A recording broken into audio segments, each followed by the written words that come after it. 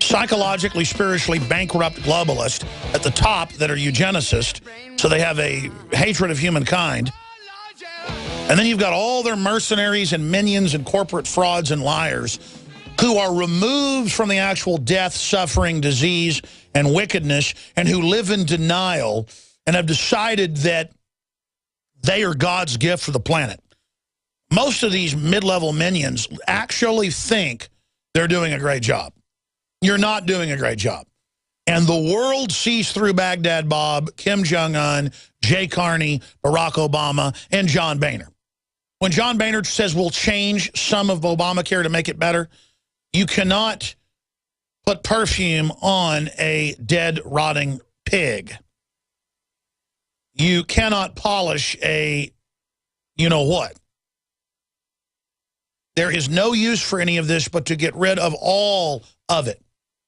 And to realize healthcare is screwed up because of the corporate interest that wrote Obamacare have already gotten government involved the last 50 years and ruined the best healthcare system in the world. If you don't like the way things are going, you don't get deeper down the same direction and think it's going to change. That's the definition of mental illness. And I know you know that, but they're sitting there with a straight face going, Congress has a 6% approval rating, but it's extremist and dangerous to not like the government. 80% or more don't like Obamacare, and the numbers are growing every day, but you are a kook and a racist and a bigot and a conspiracy theorist and a nutball because you don't like it. This Benghazi memo has nothing to do with Benghazi. It's a conspiracy theory. And even the mainline corporate whore media is going, excuse me? Even CNN's going, excuse me? Like, this is a conspiracy and theory and virtually a conspiracy. When a conservative group comes in and says, we want Benghazi documents, the administration says, this is not a Benghazi document, so we're not turning it over, right? Again, I don't, like, this is a State Department FOIA request. I mean, that is really a hard deal to put up with and face. But if you go back to Bill Clinton memo in the early 90s that the Western Journalism Center got, that's public from the library, admitted that we spent 3 shows on the last 2 weeks. Is it so important? It says, when they counter us on cattle futures, when they counter us on Vince Foster, when they counter us on sex scandals, when anybody breaks any of this, whether it's a mainstream news article or a new media article, we call it a conspiracy theory and say they're trying to make money. Well, of course we're trying to make money, just like any other media operation. We are in the type of media we're in because it's our passion and we believe in the Second Amendment, family values, property rights, national sovereignty, a court system that isn't corrupt, a police force that isn't corrupt, a military that isn't part of an empire, and then we need to make money to then build our media organization, pay our journalists, pay our reporters, pay our camera crews, pay our researchers, pay our accountants, pay our lawyers, pay our secretaries. And then, yeah, of course, we like driving a car that doesn't break down. Of course we like taking the kids on a vacation and buying the missus some nice dresses. But that isn't our God. If that was our God, we would have sold out to you to be paid 10 times more. But they try to make it about they can make money, they can have media organizations, they can have Air Force One and red carpets and $2 million a night in hotels for Mrs. Obama or Mrs. Clinton. But oh my gosh, heaven forbid that there be any libertarian or conservative groups that are tax exempt promoting pro-life or something. We've got to shut that down. Why, you just can't have anything. Heaven forbid that Africans ever have air conditioning or a car. Obama told them that's bad. You got to stay poor slaves, not industrialized, and walk around in bare feet mining diamonds for De Beers and Oppenheimers, where they literally, each person brings out hundreds of carats a day sometimes and then gets nothing and lives in an open tent, almost starving to death with guys with machine guns over them, so that men can go use a year's salary to buy their girlfriend a 4-carat diamond ring, or she'll throw a fit if he doesn't. All the diamonds are blood diamonds. All the diamonds are evil diamonds.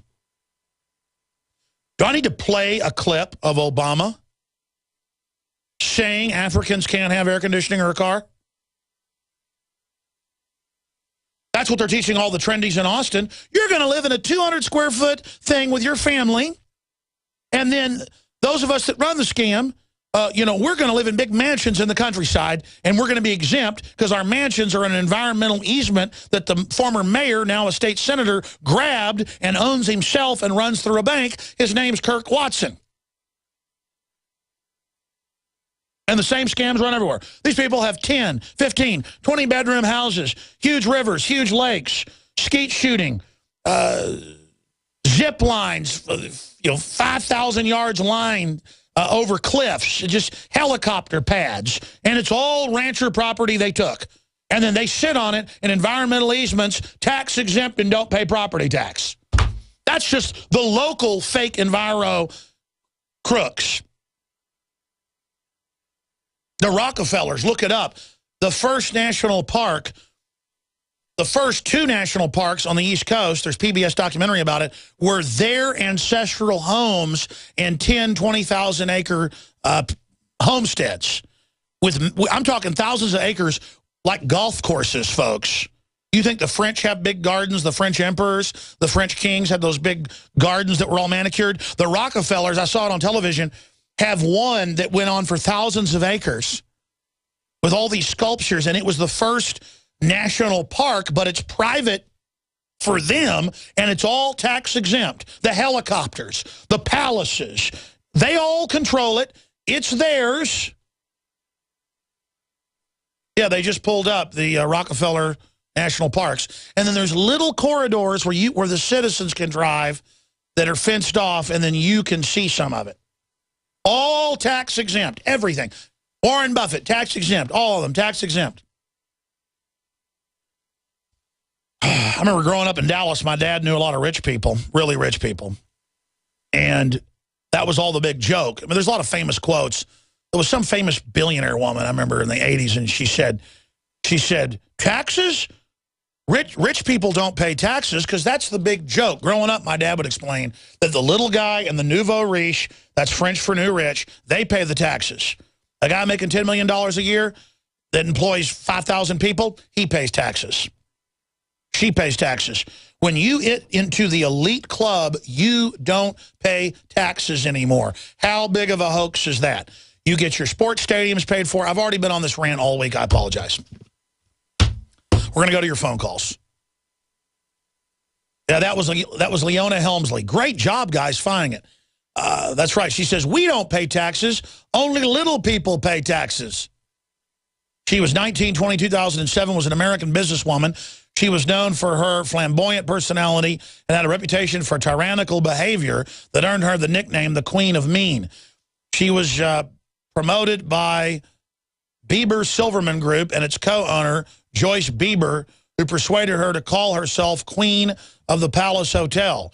Following allegations by unpaid contractors that work done on her home had been charged to her company, she was investigated and convicted of federal income tax evasion and other crimes. She was low level. Although having initially received a sentence of 16 years, Helmsley was required to only serve 19 months in prison and 2 months under house arrest. During the trial, a former housekeeper testified that she had heard Helmsley say, we don't pay taxes, only little people pay taxes, and saying that became notorious and was identified with her for the rest of her life. That was her because she worked for rich people. She was just nouveau riche, but worked for the elite, kind of like worked for a Madoff-type group. That was her shooting her mouth off. But they burned her because she was such a big mouth. The entire ruling Socialist Party, this came out last year, in France, pays 0 taxes federally. The EU bureaucrats passed a law a decade ago. They pay 0 taxes federally in the EU tax. Everybody else does. And when they found all their Swiss bank accounts, because they were taking everybody else's Swiss bank accounts that was after-tax money, there was a big scandal and no one got in trouble. They raised a 101% tax. Look it up. Just type in, France has 101% tax on people making over €1 million a year. That sounds like a lot, folks, but when you pay taxes and make, say, $1 million, that's about $1 million, you pay in France 78% federal. You add everything else in it. French making €1 million a year literally can't even live in a nice house. Taxes on some wealthy French top 100% of income. Reuters. Actually, it was over that. If you look at Forbes, they did the analysis, it was 101%. Of course, they were exempt. They were exempt. And they're exempt from all of it. If you're part of one of the inside parties, you just get left alone.